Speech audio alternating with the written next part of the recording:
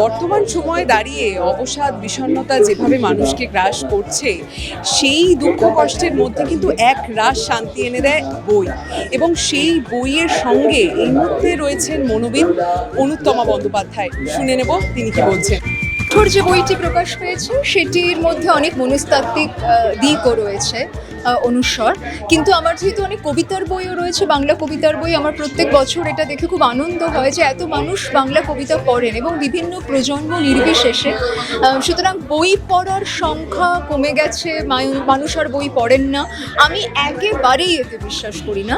আমার মনে হয় প্রত্যেকেই বিভিন্ন সময় বিভিন্ন ধরনের মাধ্যম বেছে নিয়েছেন। তো সেখানে এখনও কেউ কেউ মনের কথার জন্য বই খুঁজছেন, কেউ কেউ হয়তো মনের উত্তর পাওয়ার জন্য খুঁজছেন না, ফিকশন খুঁজছেন। ফলে আমাদের রুচি অনুসারে, জীবনের জিজ্ঞাসা অনুসারে কোন বই তুলে নেব সেটা বদলে যায়। তো পাশাপাশি এও বলবো যে বই অন্যান্য মাধ্যমেও তো আসছে। এমনও যদি হয় যে আমি বই অতটা মনঃসংযোগ করে পড়তে পারছি না, তাই নিয়ে কোনো অপরাধ বোধ রাখবেন না।